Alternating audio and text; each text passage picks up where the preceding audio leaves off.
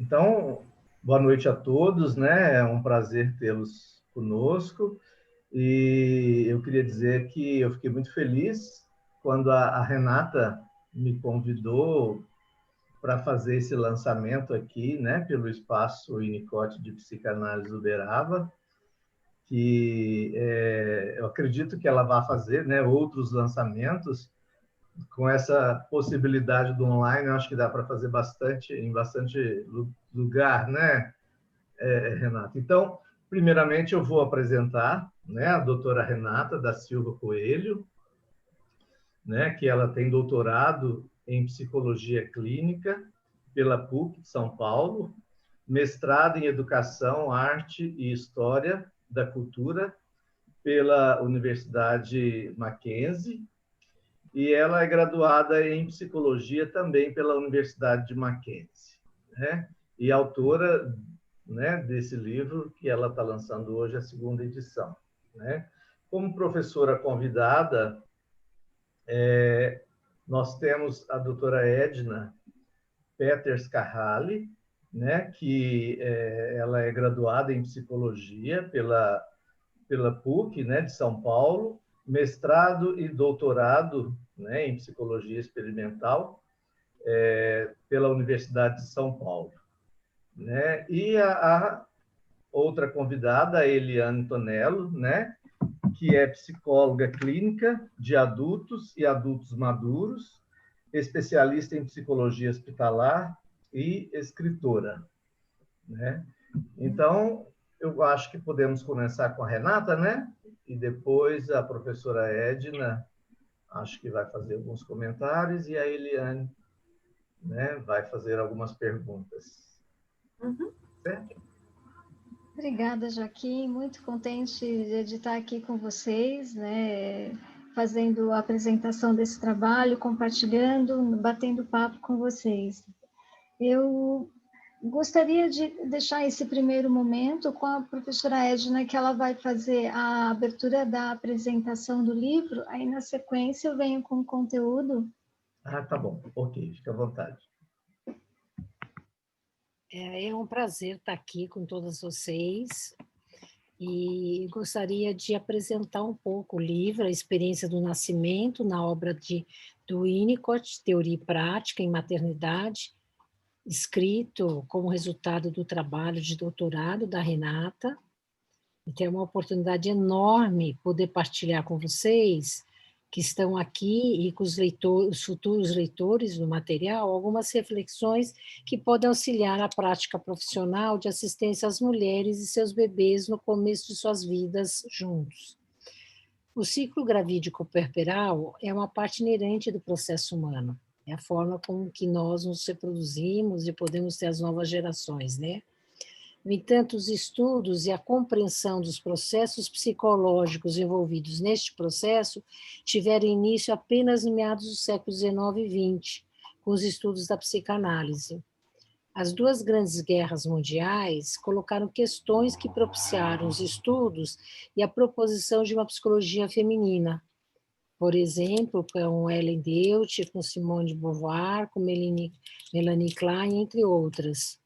Tentou-se compreender os processos envolvidos na fertilização e as dificuldades para engravidar, do desenrolar da gravidez, normal ou patológica, e aí isso tanto na dimensão somática quanto psíquica, nas vivências próprias do parto e do puerpério, nas primeiras relações da mãe com o bebê. Os parâmetros propostos originalmente por Freud são aplicados e desmembrados para se compreender e propor assistência às mulheres e seus recém-nascidos. Um exemplo disso é a Raquel Soifer, um expoente em relação a essa área, né? Desenvolve-se uma psicologia do ciclo gravídico puerperal e fetal. Paralelamente a esses estudos, o Winnicott desenvolve, a partir da assistência à família e aos seus bebês ou crianças, uma crítica ao pensamento e método terapêutico da psicanálise clássica ou tradicional, nos dizeres da Renata Coelho, fundamentada na concepção da doença ou de patologia. Seu trabalho teórico-metodológico assistencial traz contribuições importantes para compreender a natureza humana, além de propor mudanças paradigmáticas para esse estudo, mas principalmente tendo como eixo norteador a saúde e não a patologia, né?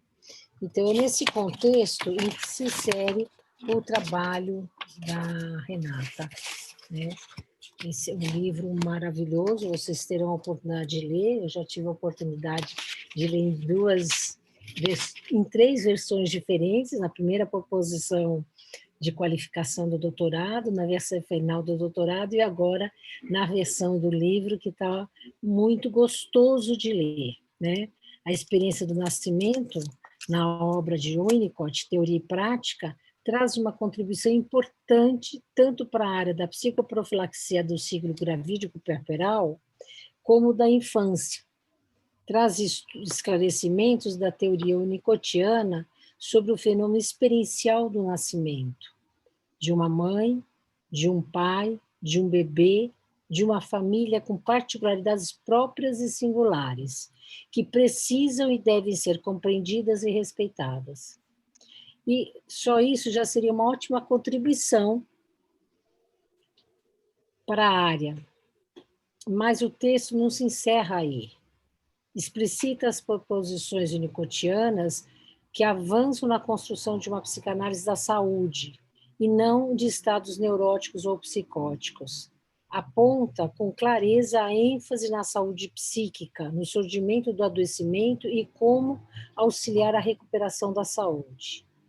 O livro, como já comentei, tem uma leitura fácil e sem perder a precisão e o aprofundamento necessário para propor uma nova psicologia do ciclo gravídico puerperal. É uma contribuição inovadora para a área da psicologia materna e fetal e rompe com posições hegemônicas. E ele termina o livro com um capítulo precioso, bastante interessante, que aponta diretrizes para assistência às mulheres e aos bebês durante o período de hospitalização nas maternidades, propiciando um trabalho promotor de saúde mental, de prevenção.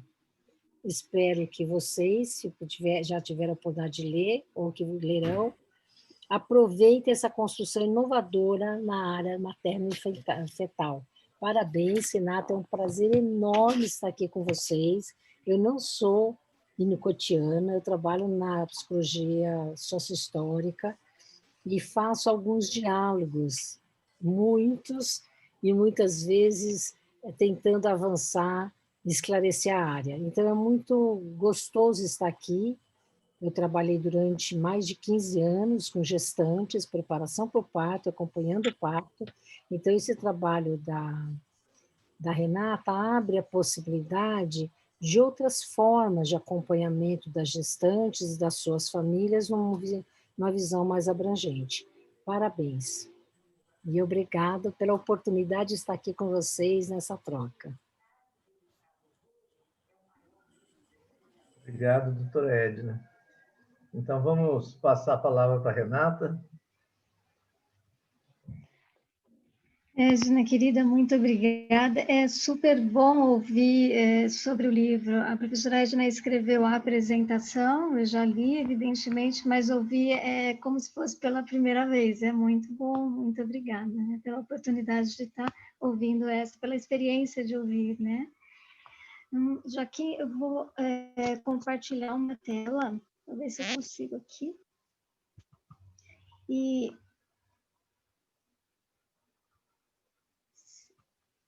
para apresentar alguns trechos do livro, né? Especialmente do primeiro capítulo e segundo.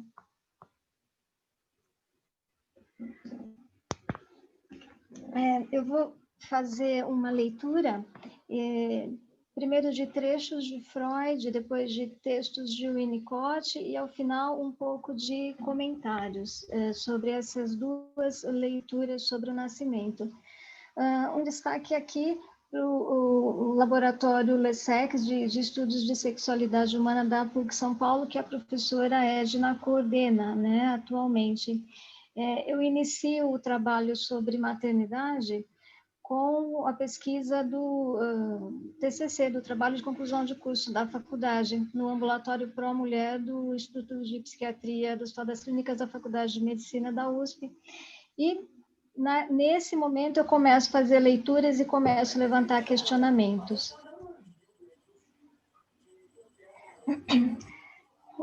O livro, né, e a visão sobre o nascimento, ele parte das contribuições de Freud, de toda a observação que ele tem de suas pacientes, e de uma percepção de que houve uma certa ênfase nos trabalhos da psicanálise mais clássica ou tradicional, nos textos de Ellen Deutsch, de Mary Langer, de Raquel Seufer, baseado em Melanie Klein, que enfatizam muito a patologia do nascimento.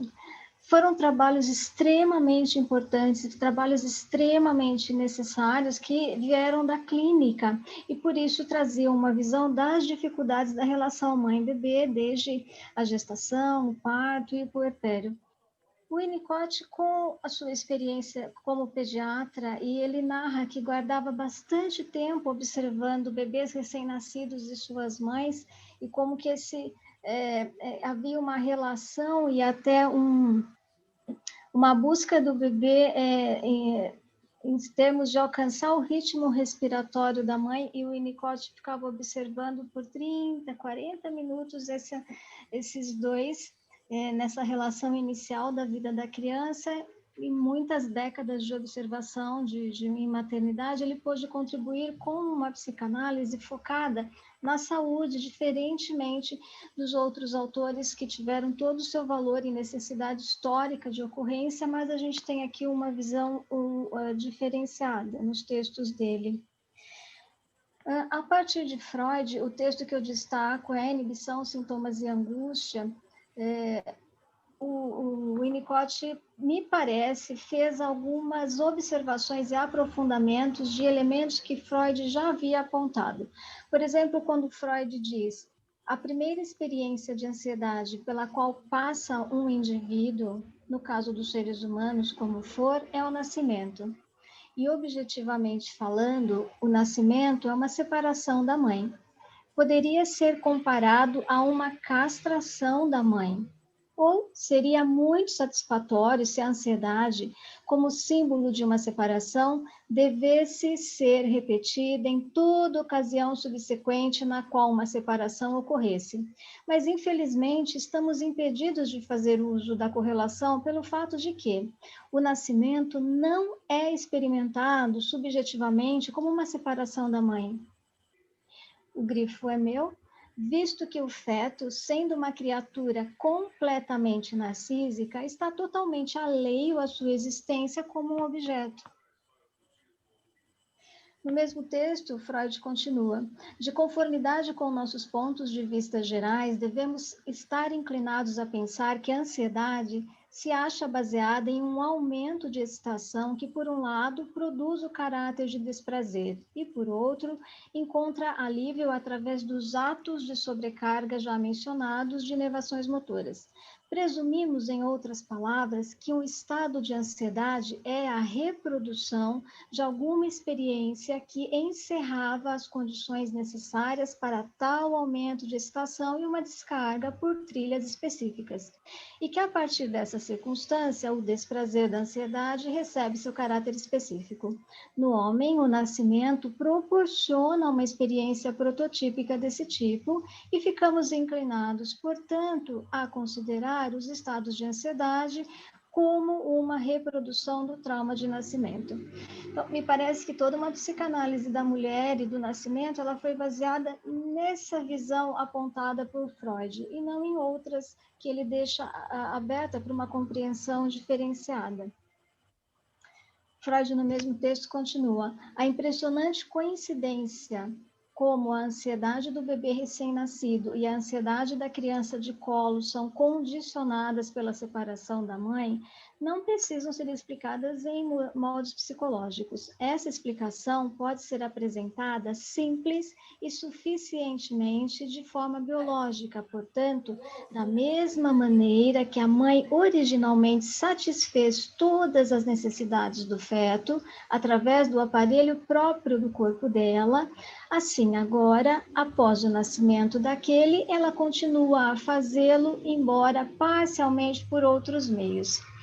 Eu dou destaque para esse texto, especialmente por algumas palavras que Freud usa, que me parece o Winnicott pôde aprofundar. A situação traumática de sentir falta da mãe difere num aspecto importante da situação traumática do nascimento. No nascimento, não existia qualquer objeto e, dessa forma, não se podia sentir falta alguma deste. A ansiedade era a única reação que ocorria. Desde então, repetidas situações de satisfação criaram um objeto da mãe e esse objeto, sempre que a criança sente uma necessidade, recebe uma intensa catexia que pode ser descrita como de anseio. A dor é, assim, a reação real à perda de objeto, enquanto a ansiedade é a reação ao perigo que essa perda acarreta, e, por um deslocamento ulterior, uma reação ao perigo da perda do próprio objeto. Ainda Freud, no mesmo texto, há muito mais continuidade entre a vida intrauterina e a primeira infância do que a impressionante censura do ato do nascimento nos teria feito acreditar. O que acontece é que a situação biológica da criança como feto é substituída para ela por uma relação de objeto psíquica quanto à sua mãe. Mas nós não nos devemos esquecer de que, durante sua vida intrauterina, a mãe era um objeto para o feto e que, naquela ocasião, não havia absolutamente objetos. Também me parece ser um apontamento de Freud que o Winnicott pôde aprofundar bastante com a sua noção de unidade, ambiente e indivíduo. Mostrando um pouquinho como que a psicanálise historicamente aprofundou uma visão mais patológica, eu vou citar um trecho de Mary Langer, que é retirado de Ellen Deutsch. Mary Langer diz, citando Deutsch, o parto é a reviscência mais exata que podemos ter de nosso próprio trauma de nascimento. A mulher, identificada com seu filho, vive através dele todo o temor de separar-se de sua mãe. Identifica-se com o seu desamparo e sente não poder continuar protegendo-a contra a vida. Sente que ele perde a mãe e vive o parto como perda dele. Este temor à separação é a ansiedade maior do parto que devemos tornar mais em conta se queremos atingir partos fáceis. A angústia do parto é, pois, a revivência da angústia mais antiga e arcaica que conhecemos, a da separação da mãe. Então, a gente tem aqui uma visão de que o parto é angústia, de que o parto é traumático e de que no parto a mãe revive o seu próprio nascimento. Ideia que o Winnicott aprofunda bastante, mas do ponto de vista de uma identificação que possibilita a mãe cuidar do bebê porque está identificada com ele. Agora, a visão de contraponto a essas questões trazida por Winnicott, resumidas nessa frase: as experiências do nascimento são boas e fortalecem o ego. Winnicott traz a ideia de experiência de continuar a ser, e esse esquema lateral aqui das bolhas, ele resume toda a ideia de experiência de ser e continuar a ser que o Winnicott desenha para falar sobre o nascimento. Ele diz: gostaria de postular um estado de ser que é um fato do bebê normal. Então, o Winnicott traz o ponto de vista do bebê para considerar o nascimento. Antes do nascimento e logo depois, esse estado de ser pertence ao bebê e não ao observador. A continuidade do ser significa saúde. Se tomarmos como analogia uma bolha, podemos dizer que quando a pressão externa é maior do que a pressão interna, a bolha segue existindo. Se estivéssemos falando de um bebê humano, diríamos sendo. A gente está falando desse caso aqui. Se, por outro lado, a pressão no interior da bolha for maior ou menor que aquela em seu interior, a bolha passará a reagir à intrusão. Ela se modifica como reação a uma mudança no ambiente e não a partir de um impulso próprio. Em termos do animal humano, isso significa uma interrupção no ser, substituída pela reação à intrusão. Cessada a intrusão, a reação também desaparece e pode haver, então, um retorno ao ser. Parece-me, diz Winnicott, que é uma descrição capaz não apenas de nos levar até a vida intrauterina, sem um grande esforço da imaginação, mas também de ser levada para frente, podendo ser aplicada de modo útil como simplificação extrema dos processos muitíssimos mais complexos da vida posterior em qualquer idade.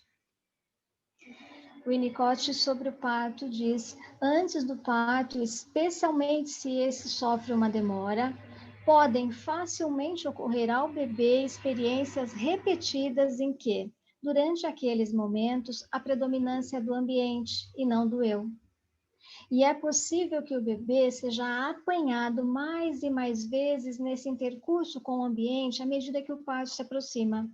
Assim, no processo natural, a experiência do nascimento é um exemplo exagerado de algo que o bebê já conhece. Nesse intervalo de tempo que culmina com o nascimento, o bebê reage, e o elemento importante é o ambiente. Logo depois ocorre o nascimento e, em seguida, há o retorno a um estado de coisas em que o elemento importante é o indivíduo, o que quer que isso signifique. Na saúde, o bebê está preparado antes do parto para uma certa intrusão ambiental e já teve experiência de um retorno natural da reação a um estado em que não é preciso reagir, sendo esse último o único estado em que o eu pode começar a ser. Winnicott caracteriza 3 possíveis experiências do nascimento. A primeira, uma experiência normal, ou seja, saudável, positiva e valiosa, de significância relativa. Esta fornece o padrão de um modo de vida natural. Esse modo de vida normal pode vir a ser fortalecido por diversos tipos de experiências subsequentes, fazendo com que a experiência do nascimento seja um elemento numa série de fatores favoráveis ao desenvolvimento da confiança, do senso de sequência, estabilidade, segurança e outros. Na segunda categoria de nascimento, há uma experiência traumática comum que acaba por misturar-se a diversos fatores ambientais traumáticos, exacerbando-os ou sendo exacerbados por ele. O terceiro tipo de nascimento é de natureza extremamente traumática, do ponto de vista do bebê, considerando a demora para nascer e a incapacidade do bebê de acreditar que aquela interrupção vai ser encerrada e o retorno ao ser vai acontecer de novo. Então, o trauma do nascimento é caracterizado em termos do ponto de vista do bebê para a demora do parto. Ainda o Winnicott, implicações para o nascimento normal. Em primeiro lugar, a de que o bebê experimenta uma interrupção maciça da continuidade do ser, pela intrusão relativa à mudança de pressão. Mas já alcançou um grau suficiente de capacidade de construir pontes sobre os abismos da continuidade de ser que as reações contra a intrusão representam. Ou seja, há uma interrupção, mas ela passa e o bebê retorna ao ser. Essa experiência é considerada não traumática num parto saudável do ponto de vista do bebê. A segunda é de que o bebê já possui memórias de sensações e impulsos que são fenômenos próprios do si mesmo, já que pertencem a períodos de ser em vez de momentos de reação. Durante a vida intrauterina, o bebê experimenta interrupções e volta ao ser, interrupção e volta a ser, né? Isso é enfatizado com a experiência exacerbada do parto. E o terceiro aspecto, para um nascimento normal, pressupõe que a mecânica do parto não seja muito anormal, quer dizer que o parto não seja nem precipitado, nem excessivamente prolongado. Quando se está falando do retorno ao ser, pós-parto, o elemento fundamental é o da respiração. Então, nesse sentido, a respiração é o que, de certa forma, é esperado como uma recuperação dos estados de descontinuidade de ser provocados pelo parto. Um movimento ambiental que leva à passagem da oxigenação umbilical para a respiração aérea. Os movimentos respiratórios estimulados por uma asfixia funcional ocorrem durante a gestação. Há vários estudos demonstrando essa questão. Assim, são recorrentes as experiências de interrupção dos estados de ser e de retorno à espontaneidade de ser durante a vida intrauterina. O tempo de interrupção não tem significância se não é prolongado e, portanto, não leva à reatividade do feto, mas ao retorno ao ser. Ao final, as experiências orgânicas e pessoais preparatórias para o nascimento e a respiração. Essas interrupções são preparatórias. O tempo de interrupção poderá ter significância se for prolongado e causar reatividade, provavelmente até mesmo no início da gestação. A medula espinhal e o tronco cerebral já estão presentes ao final do terceiro trimestre de gestação, condição necessária para se falar de estado de ser do desenvolvimento inicial do bebê. Aqui a gente tem um vídeo sobre o que capturou o que os autores chamaram de o quinto estado fetal.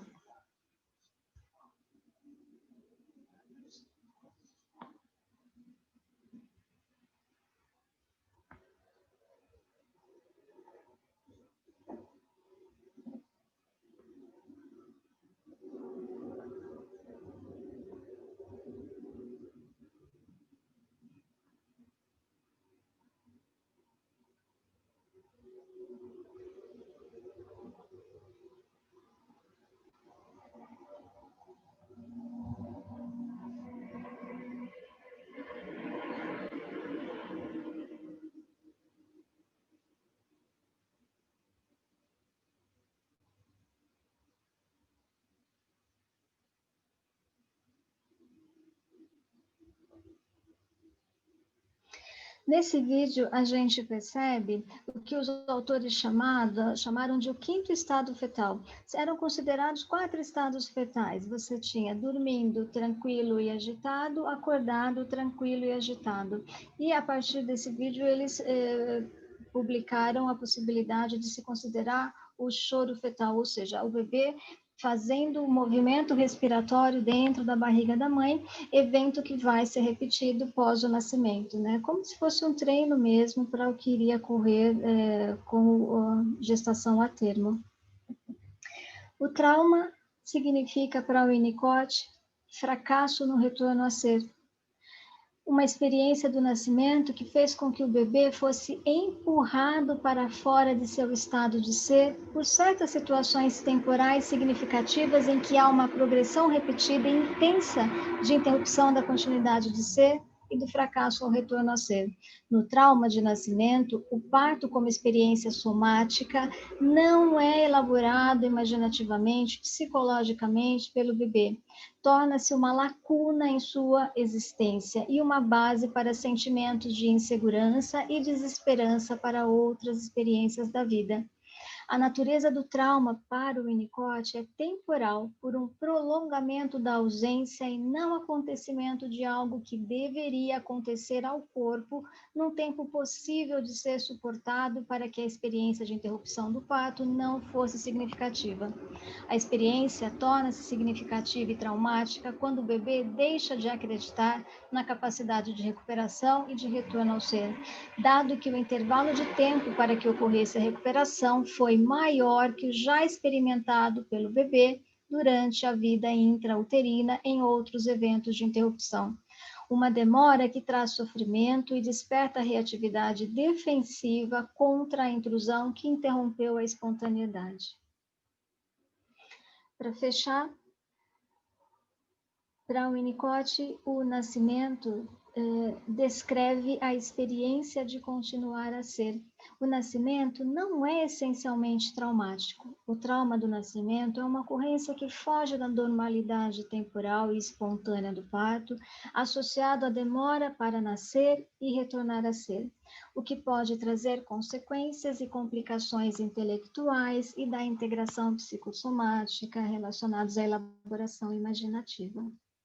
Obrigada, a apresentação é essa. Agora eu vou interromper aqui. Deixa eu só ver como faz isso.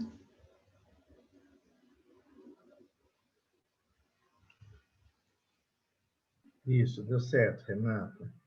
Aqui? Tá certo, já interrompeu. Já interrompeu? Ótimo, obrigada. Já. Obrigado, Renata, parabéns, né?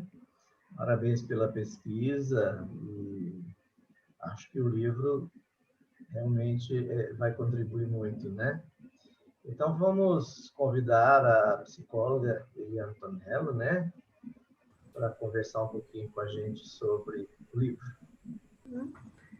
Boa noite, Joaquim, muito obrigada. Boa noite à autora e doutora Renata Coelho, a convidada a doutora Edna, e todos aqueles que estão nos assistindo e presenciando essa live, né? Em primeiro lugar, quero manifestar minha alegria de estar junto com vocês nessa noite maravilhosa. Para mim é um privilégio. Gostaria também de agradecer o convite da doutora Renata para ser a mediadora e, enfim, junto com o Joaquim, né, nesse segundo lançamento da obra, A Experiência do Nascimento, na obra de Donald Winnicott, Teoria e Prática em Maternidade. Então, Renata nos aponta que o nascimento do ser humano é repleto de beleza. Em uma sociedade esvaziada de espaços públicos para gestantes, mães e seus bebês. Há também o esvaziamento dos espaços pessoais de cuidado e preocupação com o ser humano no início do seu desenvolvimento. E destaca na obra a frase de Donald Winnicott, já comentada pela Renata. As experiências do nascimento são boas e podem promover o fortalecimento do ego. A obra, ela divide-se em 3 capítulos. Capítulo 1, Winnicott e o nascimento na psicanálise tradicional. Capítulo 2, o conceito de experiência em Winnicott. E capítulo 3, a teoria winnicottiana da experiência do nascimento. Renata, fala para nós sobre a tua experiência na elaboração dessa belíssima obra. E conte-nos o que te levou a pesquisar sobre este tema que hoje está sendo lançado neste livro. A experiência do nascimento na obra de Donald Winnicott. Obrigada, Eliane. Prazer estar aqui, alegria enorme falando sobre esse assunto. E cada vez que eu retomo o assunto, eu fico muito contente de ter me aprofundado nessa ideia winnicottiana. Eu começo a investigar a psicanálise feminina ou da mulher com os trabalhos no ambulatório pró-mulher do IPQ, no ano de 95. E quando você começa a ler Maternidade e Sexo, quando você começa a ler Raquel Zoifer e Mary Langer, você tem um assombro com os conteúdos da psicodinâmica da mulher, né? Então, existe um simbolismo ligado ao sangue e questões sobre vida e morte atravessando toda a vida da mulher, o que sim faz parte, inclusive, da fisiologia do corpo feminino. Entretanto, a ênfase em aspectos psicodinâmicos para compreender os eventos da vida reprodutiva, eles sempre recaíam nesses textos sobre o aspecto patológico. E são textos, inclusive, difíceis de ler. Eu acredito que eles tenham tido um momento histórico super importante de acontecimento, né?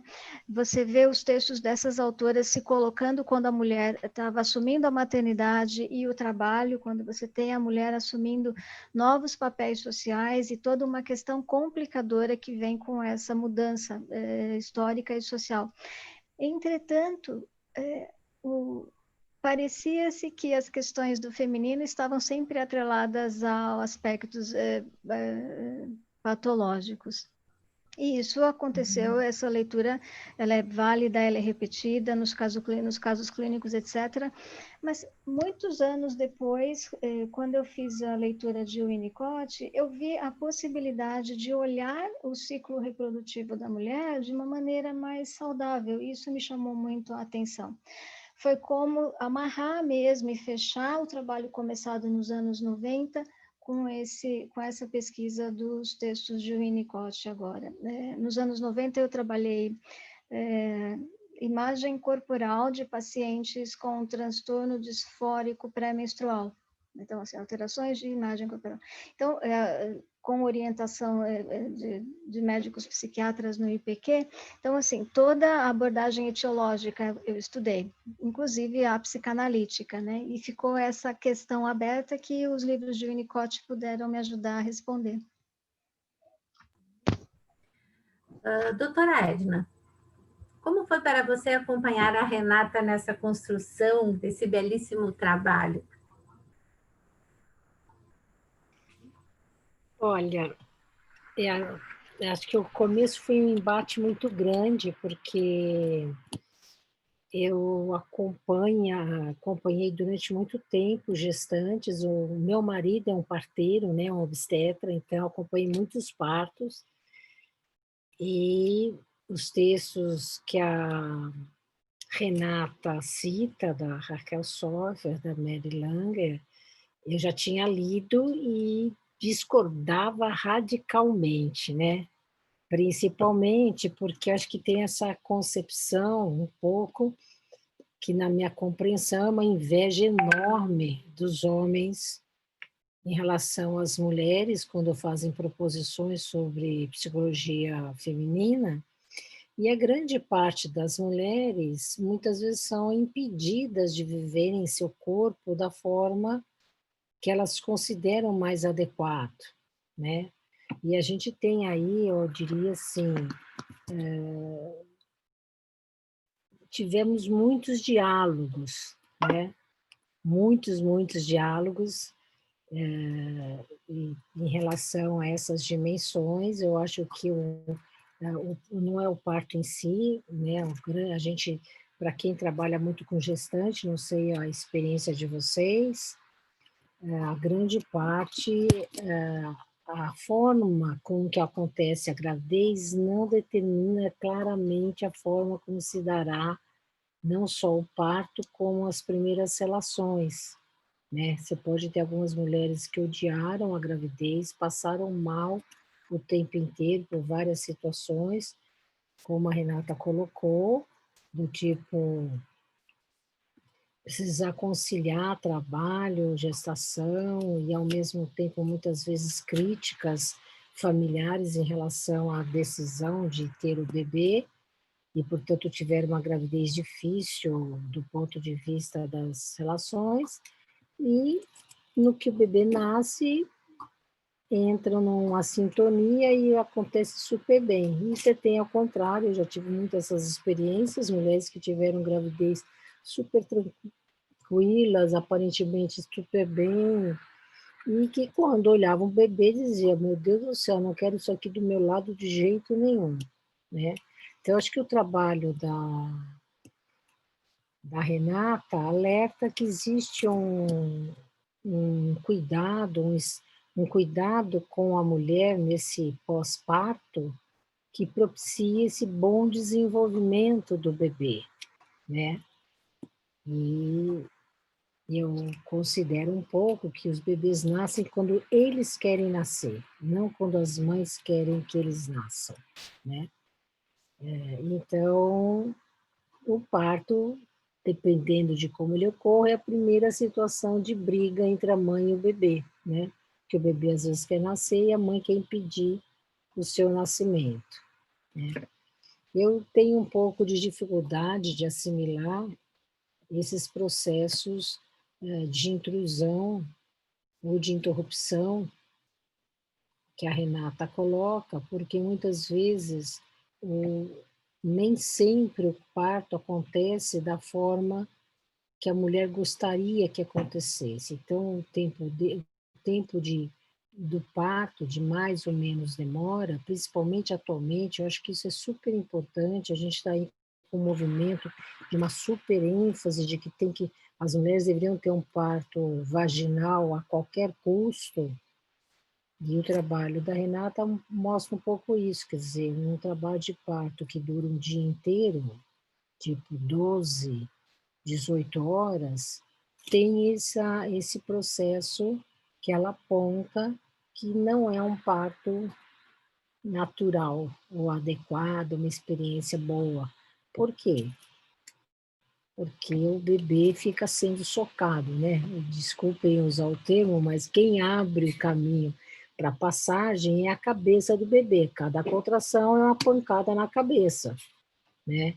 Então, essas interrupções que ela aponta têm um limite, e que nem sempre eu acho que essa é a importância da preparação das pessoas, as mulheres entenderem que nem sempre o que elas gostariam é o que dá para fazer, né? Então, o trabalho da Renata aponta um pouco para isso, para a mulher também ter uma humildade de acertar os limites das situações que ocorrem, né, que existem.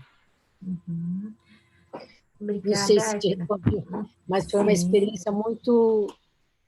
Temos vários embates, né, a Renata e eu, de várias Uhum. perspectivas. Uhum.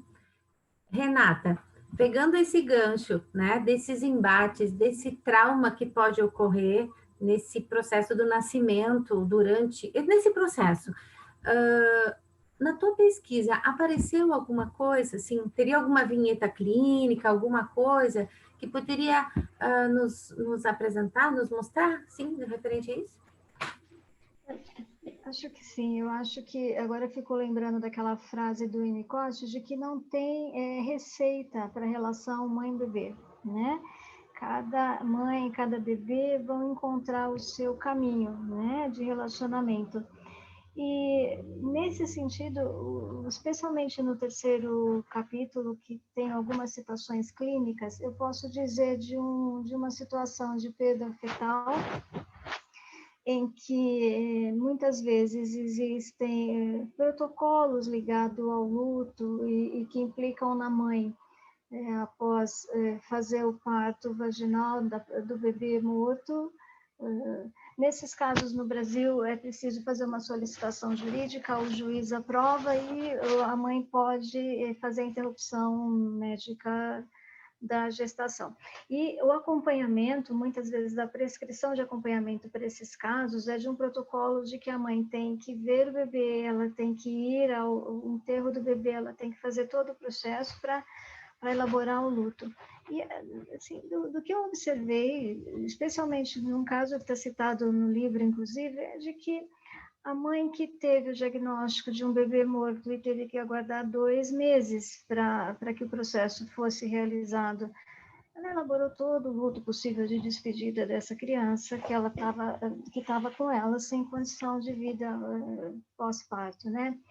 Então, do mesmo jeito que para a amamentação não tem modelo e cada mãe e bebê vão encontrar o seu caminho, né? A elaboração das perdas, elas também vão ser...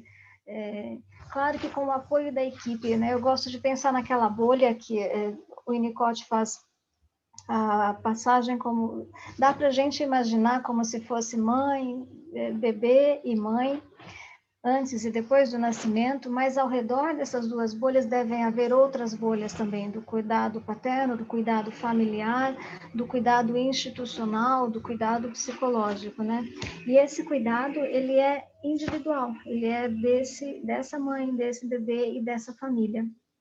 Lembro de um outro caso que uma colega acompanhou, de uma mãe que testou positivo para HIV, porque ela, há vários anos, fez um aborto espontâneo, precisou de internação médica, precisou de sangue, precisou repor sangue, e ela se contaminou nesse processo. E essa mãe, vários anos depois, teve um bebê e tem restrição para amamentação nesses casos, da mãe soro positivo. E essa mãe, ela tinha todo um cuidado de amamentação muito especial usando a mamadeira com esse bebê. Então, assim, o peito é necessário, é indicado, mas como a professora Edna falou, vírgula, né? Quem é essa mãe, quem é esse bebê, o que eles precisam, o que eles podem fazer, né? Então, sim, tem algumas vinhetas clínicas desses casos de medicina fetal. E Renata, assim, nos pacientes adultos, vocês chegaram a fazer alguma pesquisa, alguma coisa que o paciente adulto traria alguma coisa, alguns elementos desse nascimento traumático ou com ocorrências? O Winnicott, eu me lembrei de um texto de Winnicott que ele escreve para fisioterapeuta, se não me engano, no livro Explorações Psicanalíticas, se não me engano. E ele vai dizendo de que algumas dores de cabeça e algumas dores de peito, alguns comportamentos de uso de roupas apertadas, etc., em alguns adultos, clinicamente, durante o processo terapêutico, ele consegue observar que são resquícios de um sofrimento durante o parto. Então, assim, uma pressão, como a professora falou, você tem 13 quilos de contração muscular no corpo da mãe sobre o corpo do bebê num parto normal. E, então, quando tem problemas de tempo, digamos assim, podem ficar registros somáticos desse sofrimento. O Winnicott faz esses apontamentos. Talvez uma clínica psicossomática, uma clínica somática de pacientes com esses tipos de queixas, cefaleias, etc., a gente possa, sim, remeter a esse evento. E no processo, nas descrições clínicas que a gente pode ler nos textos de Winnicott, são processos regressivos que fazem recompor, né, descongelar esse núcleo aí, traumático, digamos assim, do desenvolvimento, para que ele possa continuar. Doutora Edna, fiquei pensando assim, sobre os partos, né? Partos e as cesarianas por conveniências, seja por exigência da mãe, seja por exigência médica. O que a pesquisa assim mostra? Ou vocês encontraram alguma coisa assim sobre isso? Sobre esse tema específico? Acho que antes de te responder, eu queria só fazer um comentário em relação à questão anterior. Um bebê, no seu desenvolvimento, ele tem memória que a gente chama somática, ele não tem uma memória que permita um processo de significação e simbolização que possa ser trabalhado em análise ou em processo psicoterapêutico, né? Que o processo psicoterapêutico supõe uma inserção do psiquismo no soma, tem aí toda essa discussão que o Winnicott faz, mas supõe um processo simbólico, não só de apropriação do seu próprio corpo, como das relações ao redor, né? Então, no processo terapêutico é muito difícil, por mais que você faça um trabalho ligado à dimensão corporal, se conseguir simbolizar essa memória, que é uma memória que a gente chama, ela é celular, ela não é uma memória da forma como normalmente nós estamos acostumados nos processos do desenvolvimento psíquico, das funções psíquicas superiores. Então, assim, se tem uma suposição que isso possa ocorrer, eu particularmente, como acho que todos os processos são históricos, eu não tenho muita clareza que a gente poderia afirmar isso com tranquilidade. Em relação à questão de marcar um parto ou não, tem uma questão da ética. A grande parte aí faria uma defesa dos obstetras a grande parte dos médicos que têm um compromisso ético só farão o parto quando o nenê tem condições de nascer. O que quer dizer isso, ter condições de nascer? Ele tem condições de fazer aquilo que a Renata apontou claramente na apresentação do seu trabalho. Ele tem condições de respirar sozinho, né? Ou seja, ele não precisa do oxigênio que vem pelo cordão umbilical, né? Então, eu diria o seguinte, a grande parte dos profissionais, quando agendam uma cesárea, um parto normal, agendam considerando o processo mãe-bebê.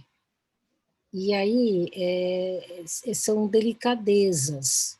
O que eu chamo de delicadezas que, em geral, eu acho que a maioria dos psicólogos conhecem pouco. Dependendo do tamanho da bacia da mãe, o tamanho do bebê, pode ter uma sincronia, ou seja, o bebê está num tamanho adequado à bacia, então é possível fazer um parto normal, tranquilo, né?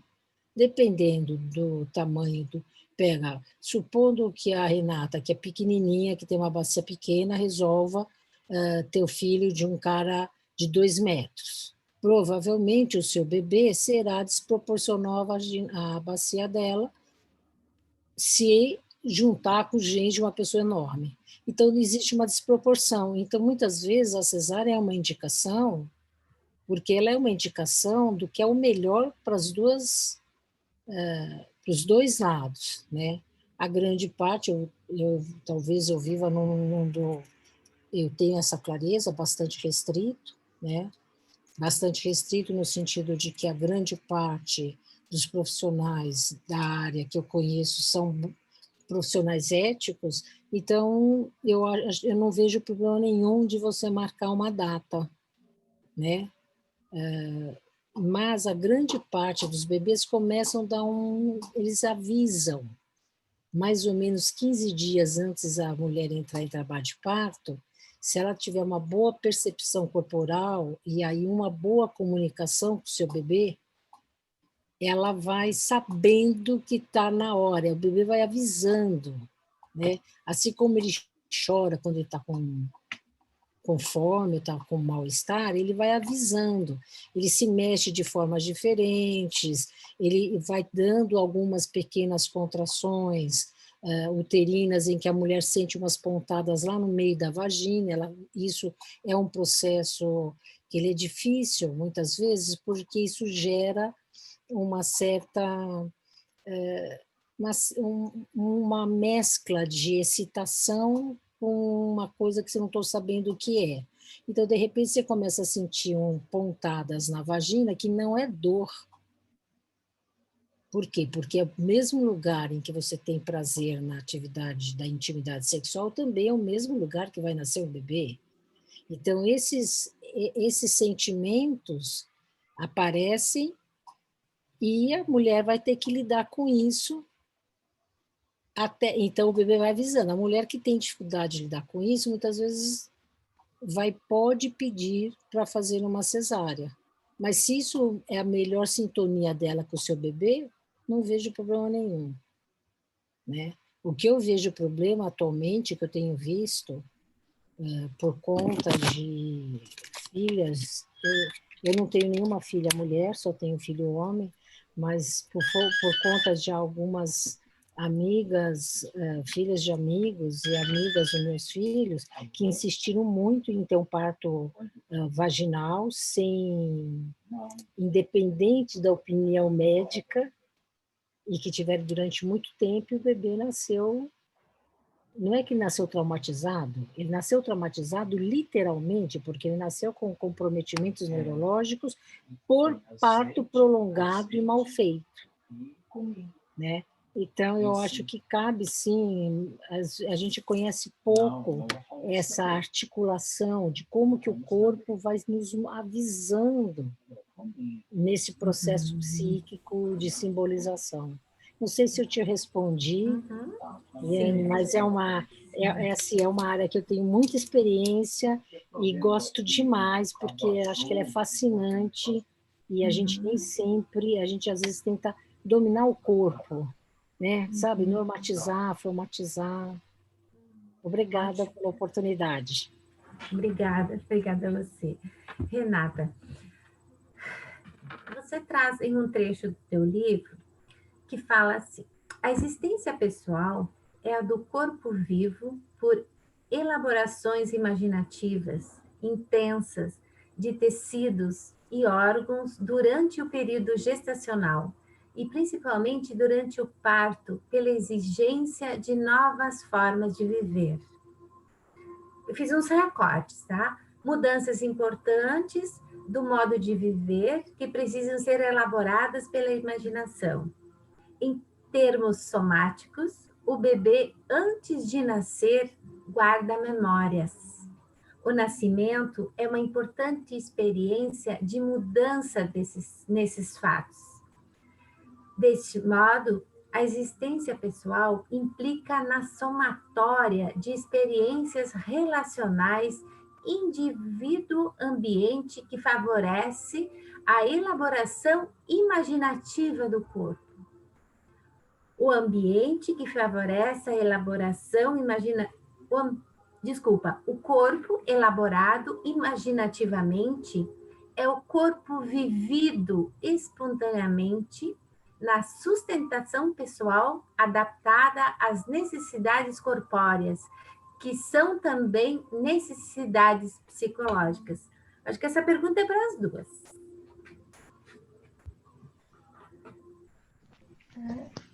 Esse texto, ele vai focando a questão da elaboração imaginativa do bebê antes e depois do parto. Eu acho que o exemplo que a professora Edna trouxe ilustra essa questão, né? E o importante é que a elaboração imaginativa se dá na sustentação do ambiente pessoal confiável, né? Então, e que mesmo pequenos fracassos na continuidade de ser num parto relativamente demorado, digamos assim, eles podem ser supridos com uma relação de confiança com o ambiente, né? Então, pequenas falhas, elas podem ser superadas, isso é o importante. Eu retomo a ideia dos círculos ao redor mesmo, né? Bebê e mãe precisam ser sustentados para que a vida do bebê comece bem, né? E aí eu lembro o começo da sua fala, Eliane, quando você colocou as questões sociais dos espaços públicos que não existem na nossa cidade, as nossas cidades, elas não são feitas para o começo da vida. É como se essa fase fosse algo vai acontecendo, né? Parece que a fase, a partir da idade escolar, você vai tendo construções sociais, espaços de convivência, mas para antes os espaços são muito restritos, né? Todos os espaços são muito restritos. Eu acho que a gente precisa abrir consciência para a importância desse momento inicial. E eu lembrei agora também sobre essa questão de elaboração imaginativa, que a gente tem pesquisa já para úteros artificiais. O que são úteros artificiais? São objetos em que o bebê é colocado quando a mãe tem um problema para manter e sustentar a gestação até o final, o bebê pode ser retirado e ser mantido num útero artificial. E na matéria em que eu li isso, o autor coloca do segundo nascimento. Então, o bebê nasceu da barriga, não estava pronto ainda, foi para um saco plástico, fica no saco plástico, e o segundo nascimento é esse da retirada do saco plástico. E eu fico pensando que, em alguns casos pontuais, isso pode salvar a vida de mãe e bebê, mas que a gente precisa tomar muito cuidado com essa evolução tecnológica, porque faz tanto pouco tempo histórico que a gente valoriza a criança como sendo uma fase da vida importante, faz tão pouco tempo histórico que a gente viu a necessidade e o valor das relações iniciais de cuidado, e se a gente der saltos tecnológicos para esses eventos, por exemplo, a gente pode perder muito da condição humana, né? Disso que o Winnicott está chamando de natureza humana, que envolve, que é transpassado pela questão da elaboração imaginativa.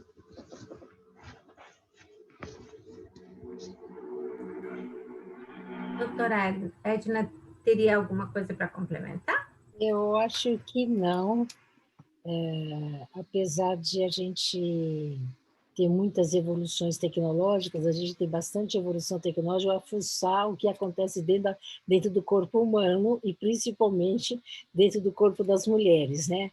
Então, eu desconheço essa questão, eu conheço bastante barriga de aluguel, então isso é uma coisa que talvez a gente devesse estudar, mas eu não sei avaliar do ponto de vista da imaginação. Eu acho, eu tenho uma outra leitura em relação a isso, mas eu acho que a Renata respondeu super bem. Também. Dona Winnicott considera que o início do desenvolvimento, todo cuidado físico é também cuidado psicológico, né? E sobre a questão da psicossomática, a qualidade do processo do nascimento pode ter consequências na vida adulta? Alguma coisa, alguém já comentou alguma coisa, né? Mas teria mais alguma coisa para complementar?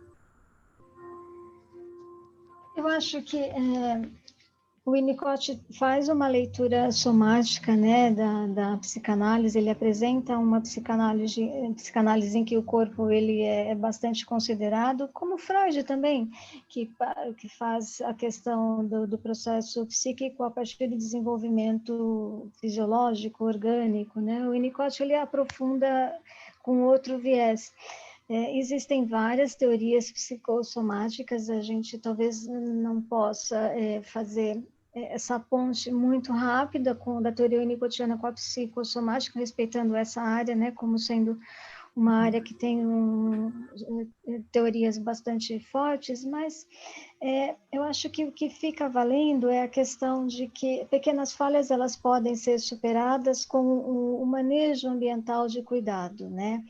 Eu costumo pensar que quando o começo é muito interrompido, então você tem uma linha toda fragmentada, pontilhada, e outra fase do desenvolvimento e outra fase, se elas também forem assim cheias de interrupções, né, qualquer evento ambiental mais forte pode fazer o indivíduo sucumbir para um profundo abismo bastante delicado.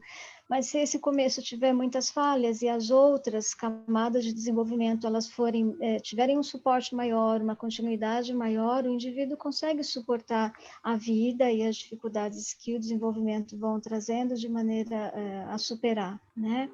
Então, depende muito, né? Então, isso aqui depende bastante, Liane. Também tem uma questão que a mãe pode falhar bastante, mas se ela tiver um ambiente de rede que possa suprir, quer dizer, essa mãe também precisa ser cuidada, né?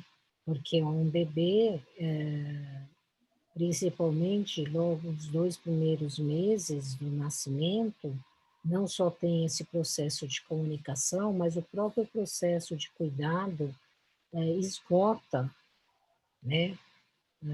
A mãe, por mais potência e disponibilidade que ela tenha para o bebê. Então, eu acho que é muito importante ter uma rede de apoio, uma rede que também dê sustentação para essa mãe, que ela possa se dedicar ao bebê enquanto outras pessoas estão cuidando da casa, cuidando da comida, de roupinha, né? E que, infelizmente, uma grande parte da população não conta muito com isso, né? Mas o que a gente percebe um pouco que esses processos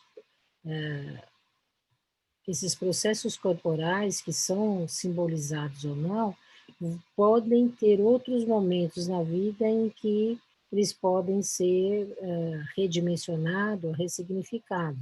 Vai depender muito, eu diria, não só do ambiente, mas da rede de apoio que essas pessoas possam contar, né? Então, acho que assim, o parto ele é importante,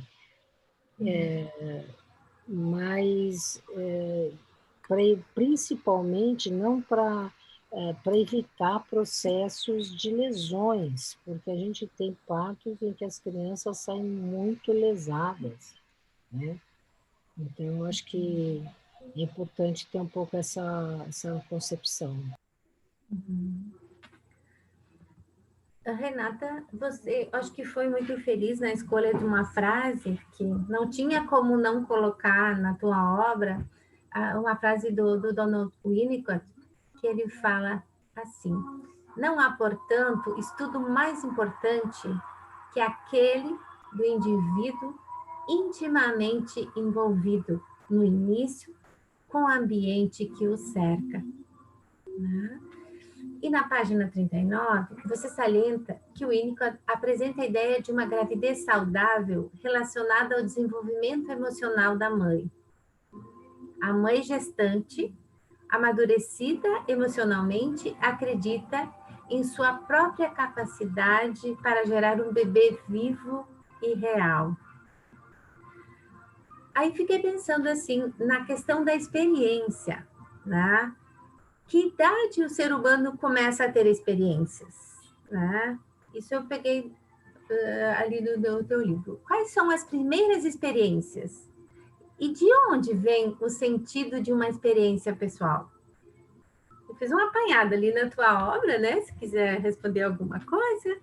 São tantas perguntas, né? Mas... Desculpa, o começo, a primeira frase que você citou, desculpa. Não há, portanto, estudo mais importante.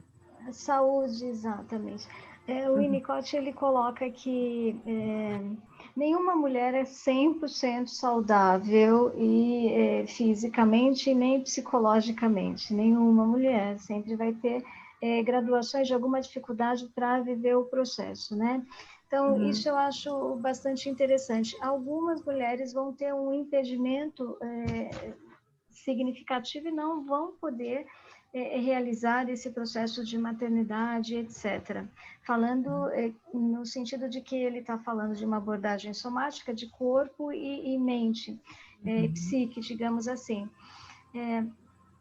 Que memórias, que experiências são essas? Então, eu acho que, pegando o que a professora Edna falou, a gente consegue responder isso assim, rapidamente, né? Não são as funções superiores, né? A gente está falando de uma memória que é anterior à linguagem, que é uma memória que impregna o ser, que o Winnicott chamou isso de ser, ou não ser, né? De parar de ser e continuar a ser. E ele associou isso com a questão de confiabilidade, né? Com a questão de cuidado, e do indivíduo conseguir viver a vida e tolerar a vida, né? Encarar a vida e as dificuldades e ver que a vida vale a pena. Esse sentido de ver que a vida vale a pena tem a ver fortemente com as experiências iniciais, mas não são com elas, exatamente somente com elas, com o que vem depois, né? Com a somatória de cuidados que o bebê recebe. Então, eu acho que o sentido de sentir que a vida vale a pena ou não tem a ver com essa continuidade de ser, que pode ser perdida em experiências muito graves no início e na falta de suporte posterior, né? E a gente volta nessa questão de que a mãe precisa de cuidado para cuidar e a gente precisa de instituições que enxerguem isso. E uma coisa que eu costumo falar é que tem que haver gestão da maternidade.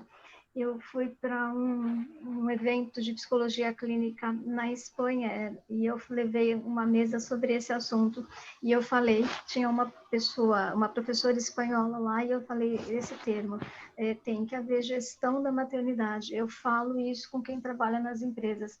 No final ela perguntou, como fazer gestão da maternidade? Porque não tem política, não tem nenhuma mentalidade de cuidar das mães e das famílias, né? O trabalho ocupou o lugar da vivência pessoal, né? Acho que a gente precisa construir espaços sociais que são daqueles das necessidades vitais humanas, e isso implica em fazer gestão da maternidade para que o começo da vida do indivíduo humano seja bom, seja tranquilo, seja saudável. Renata, no capítulo 3, agora eu já estou indo para o final das minhas perguntas. Eu não sei se alguém tem alguma pergunta. Aqui. Não sei, Jorge. Vamos seguir com mais uma pergunta ou a gente passa mais uma?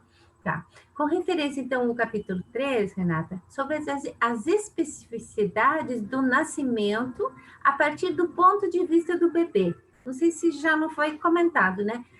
Então, conte-nos quais são essas especificidades. Eu achei muito bonito isso, né? Porque geralmente a gente fala a relação da mãe com o bebê. E o Winnicott tem um livro, né? O Bebês e Suas Mães. Então, traz um pouquinho para nós sobre esse tema. Sim? Eu acho que dá para amarrar a conversa da gente dizendo que não tem regras, né? Que o Winnicott fala dessa identificação materna primária como sendo um processo que parece loucura para quem vê de fora, mas é um estado regressivo da mãe que possibilita que ela cuide do bebê, que ela entenda que o bebê necessita e dê suporte. Estou lembrando agora de um site americano, de um soldado que precisou cuidar dos bebês quando voltou. Ele montou um site falando sobre essas coisas e lendo uma matéria, ele disse que consegue fazer tudo que as mães fazem, menos saber e entender quando as crianças pequenas estão doentes. Aí isso ele não dá conta, isso só a mãe, ele já assumiu que todo o resto dá para fazer, trocar fralda, dar mamadeira, para dormir. Mas na hora que a criança fica doente, saber a importância disso, como cuidar, ele não dá conta, né? Então, assim, existem algumas questões que estou dizendo ele no geral, né? Mas, assim, o processo de identificação materna primária coloca a mãe ou a pessoa que cuida, é melhor usar essa expressão hoje em dia, porque as famílias são muito diversas hoje em dia, a pessoa que cuida, ela se coloca num lugar de regressão que possibilita a identificação e o cuidado. O ponto de vista do bebê, ele é não verbal, é de necessidade de cuidado. Importante dizer que não se faz mais isso, mas a hora do relógio não é a hora que importa para o bebê, é a hora fisiológica que importa para o bebê, né? Então, ele não vai ficar mimado se ele ficar no colo para não chorar e etc., enquanto for pequeno. E é uma fase tão curta e passa tão rápido.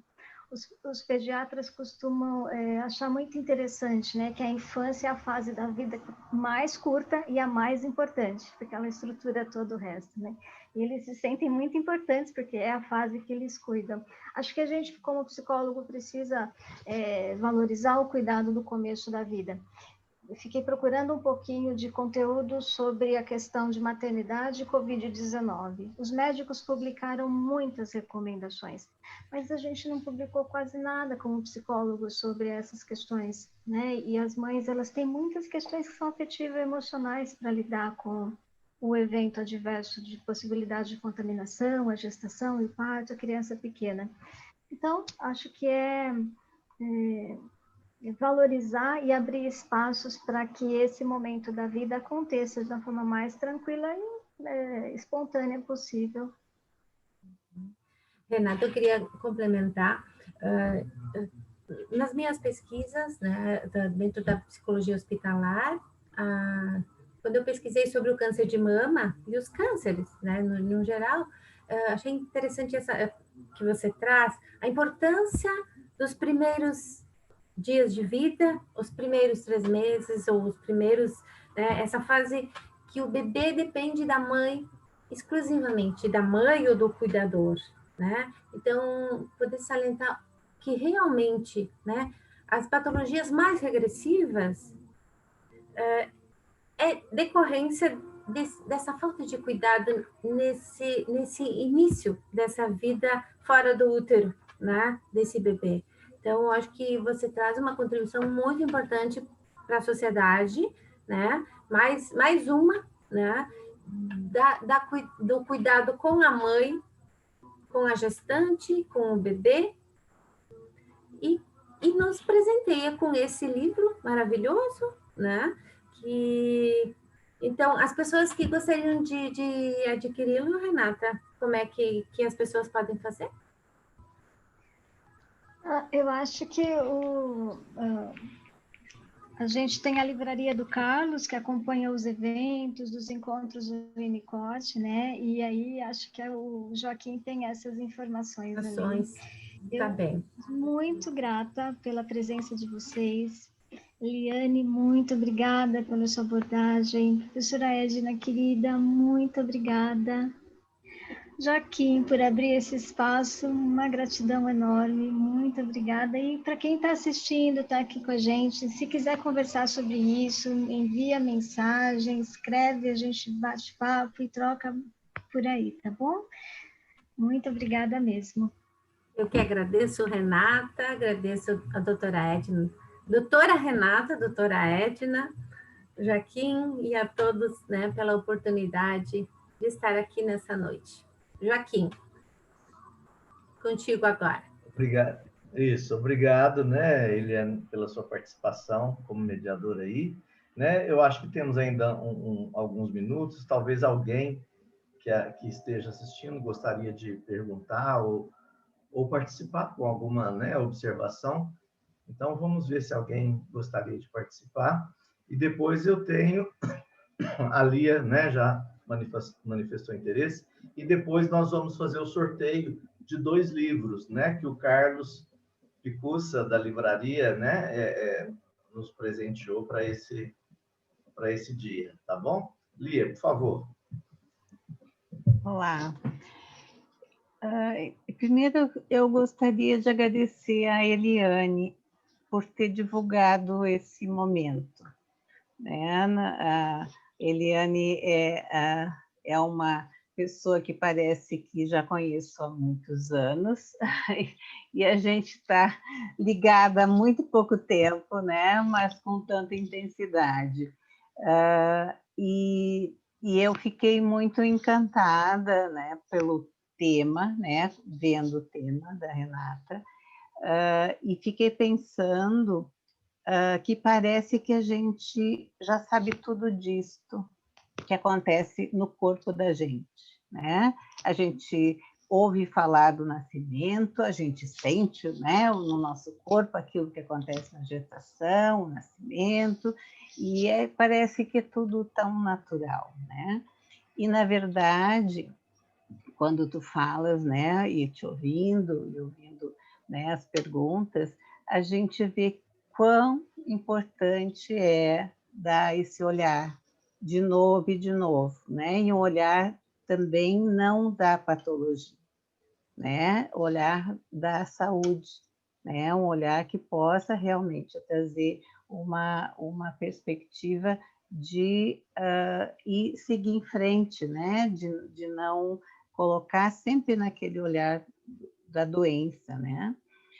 Me senti muito ligada hoje, né, por encontrar pessoas que eu já tenho encontrado, né, Adriana, Eliane, né, Sandra, enfim, a Fátima também, de vez em quando vejo nos encontros.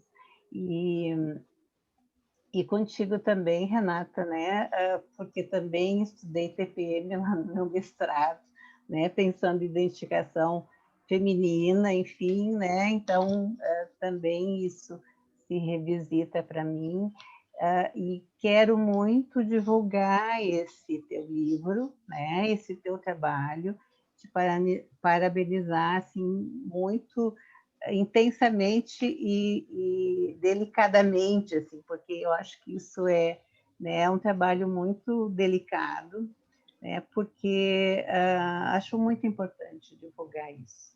Né? Assim, divulgar o teu trabalho e ter este olhar, não é? Que é o olhar que a gente aprende com o Winnicott também, né? Da saúde e do cuidado tão desse momento inicial, né?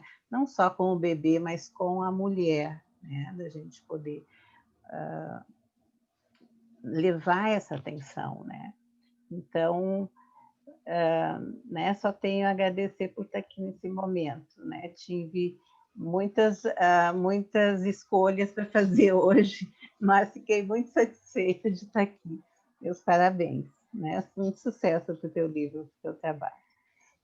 Alegria, Lia. Super obrigada pela sua presença. Muito obrigada. Depois de conhecer o seu trabalho no mestrado sobre TPM.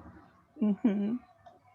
Ele está publicado num livro, ficou um livro técnico, né? Porque eu usei o Roxa, mas está à disposição. Vai ser um prazer meu também.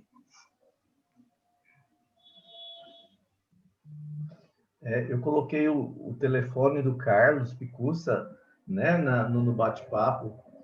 Para quem tiver interesse de comprar o livro, é só entrar em contato pelo WhatsApp do Carlos e o Carlos envia pelo correio, tá? Alguém mais gostaria de comentar alguma coisa? Fazer algum comentário, participar? Adriana? A Adriana quer falar. Eu quero agradecer por esse momento, Joaquim, que tu nos proporcionaste, pelo pensar da Renata, da doutora Edna também. A Renata a gente não dá título porque é íntima. Doutora Edna, estou tendo o prazer de conhecê-la. E a nossa querida Eliane, que é uma mentora e uma madrinha de livros e produções, né, na AGEP, como presidente. Bom, o que eu quero dizer é o seguinte: quando eu estive na Argentina por 5 anos, me orientando e estudando sobre adultez madura, com meus supervisores de lá, que tinham uma área de desenvolvimento pensando a adultez madura, eu me encantei, porque na Argentina eles têm por hábito terem a delicadeza de olhar no desenvolvimento humano uma parte, uma partícula do que seria o desenvolvimento humano. Por exemplo, Néstor Greco desenvolvia a sua vida e a sua teoria pensando há 20 e tantos anos atrás apenas no período da puberdade. Eu achei de um luxo, eu tinha uma instituição na época, nós trouxemos a Porto Alegre, e os argentinos são assim, e aquilo me encantava. O que eu quero dizer do meu encantamento hoje? O que a gente sabe, o que o Winnicott nos diz, está muito ligado ao momento da vivência do bebê com sua mãe, né? Posterior, no cotidiano, quando o bebê vem ao nosso ambiente. E a delicadeza desse momento em que o bebê nasce, um momento tão circunstancial e tão importante, a visão do traumático posterior, como, por exemplo, as roupas apertadas no corpo, na medida que esse bebê sofreu muitas e pesadas contrações num parto prolongado, e que a doutora Edna trouxe, aí temos que julgar o que é melhor, é um parto natural que não está com qualidade, ou é um parto por instrumentação cirúrgica, em que se mantém uma qualidade satisfatória de experiência de vida para a mãe e para o bebê naquele momento tão especial, em que o parto não se torna intrusivo só, como eu aprendi, no momento em que aquele ser suporta, que não rompa com a sua continuidade. Gente, eu amei o momento. Eu sei que esse livro é muito importante, eu sei que tu te envolves há muitos anos com ele, e eu fiquei encantada, né, com a delicadeza que tu nos trazes de assinalar o momento.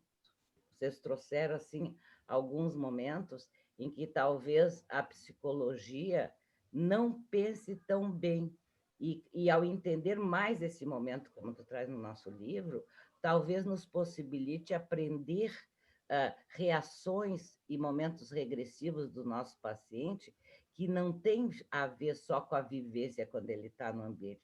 A gente cuida já muito da gestação, mas o que pode acontecer no momento de parto, né, da delicadeza e do imprint que pode estar inserido naquele ser humano, eu fiquei encantada. Eu gostaria, eu sei, vai ser gravado, Joaquim? Isso tem que ser divulgado, foi muito lindo, meus parabéns e sucesso para ti, querido.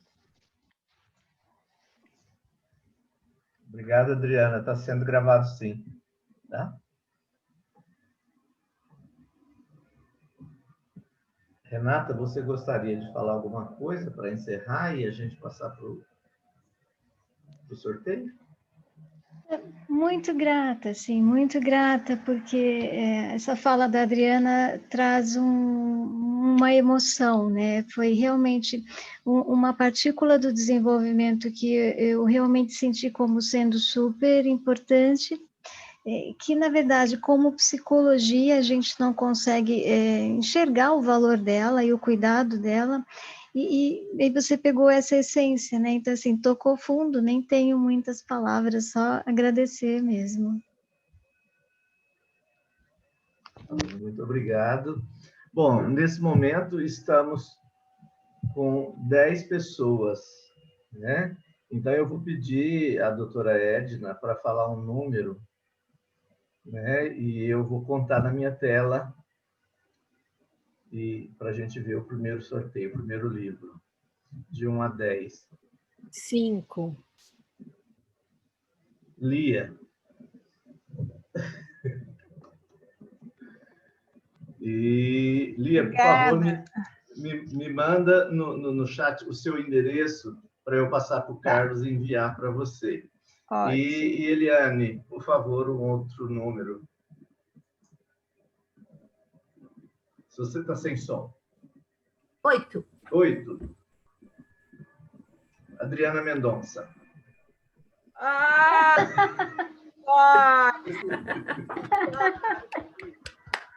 Ai, que bom, viu? Tinha que estar nas minhas mãos, eu me encantei. Né? A gente trabalhou esse livro de uma outra forma, né? E é encantador.